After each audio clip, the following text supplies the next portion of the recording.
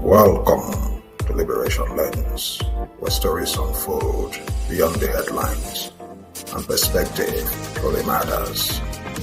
History isn't finished, it's unfolding. This is Liberation Lens. Perspective matters. Welcome to Liberation Lens, where we don't just witness history, we interrogate it. Where silence is never neutral, and every narrative deserves to be challenged. Today, we confront a disturbing trend in global politics, the weaponization of ignorance. The silencing of dissent.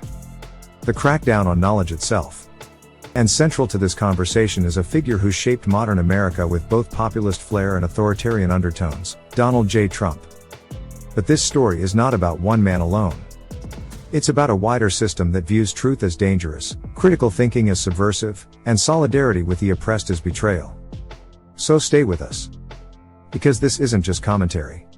It's a call to remember what's at stake when knowledge becomes a threat. In late 2023 and early 2024, university campuses across the U.S. from Harvard to Columbia to state colleges became centers of mass protest. The cause? The mounting death toll in Gaza. The ongoing occupation of the West Bank.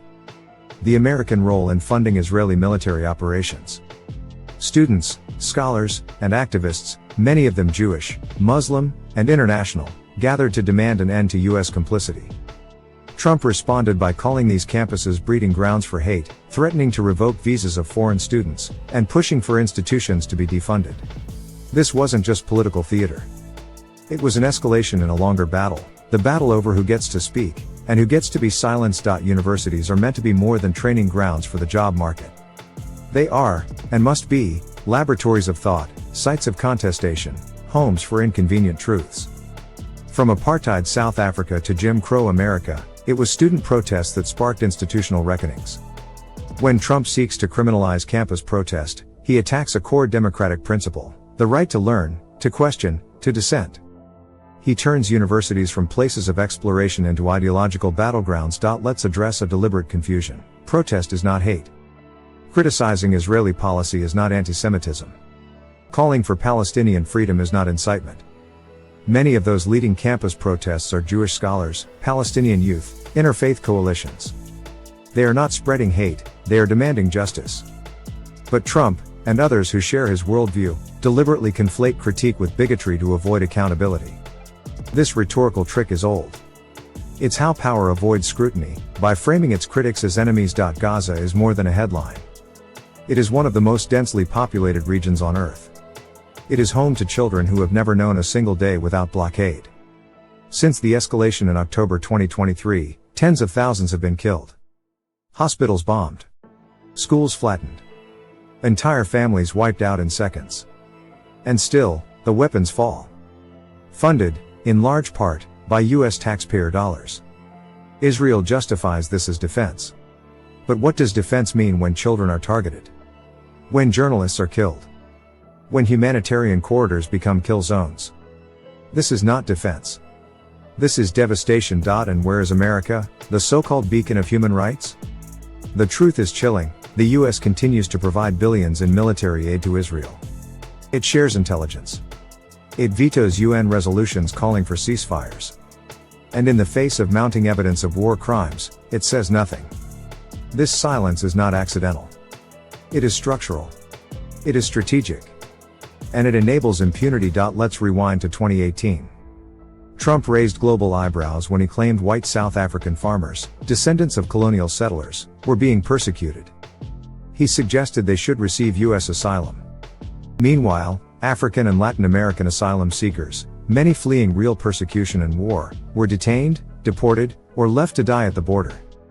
This is not random. It reflects a hierarchy of sympathy, where whiteness is worthy of refuge, and Africanness is disposable. Trump's hostility to universities isn't new. From fake news to woke indoctrination, he's built an entire narrative where expertise is elitism, and learning is treason. Why? Because knowledge destabilizes power. Because when people understand history, they demand justice. It is easier to rule when people are uninformed. When they fear dissent. When they conflate freedom with loyalty. Palestine is not just a political cause, it is a moral barometer. It reflects the failure of international law. The selectiveness of human rights. The ease with which global powers forget the oppressed. From South Africa to Palestine, from Standing Rock to Ferguson, the logic is the same: criminalize resistance, glorify order, deny history.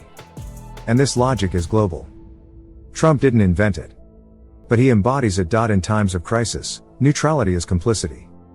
The scholar who refuses to speak is not neutral, they are obedient. As Edward said taught us, the role of the intellectual is not to be popular, but to be honest. To speak truth to empire. Even when it costs something. Today, scholars are losing funding. Students are being disciplined. Academics are being smeared. But truth, once known, cannot be unlearned. If foreign students are deported for speaking out. If universities are punished for protest. If bombs fall and no one dares speak their names. Then we are no longer a society of freedom. We are a society of obedience. A society where the powerful write history, and everyone else disappears. But that is not inevitable. Resistance exists. And it begins with memory. With solidarity. With refusing to be silent. Liberation Lens is not here to be neutral. We exist to challenge silence, to elevate truths suppressed by empire, and to offer perspective where propaganda reigns. We believe in the right of Palestinians to live free. In the right of students to protest injustice. In the duty of scholars to tell the truth. This is not radical. It is responsible. It is necessary. So what now? What do we do in the face of censorship, complicity, and collective forgetting?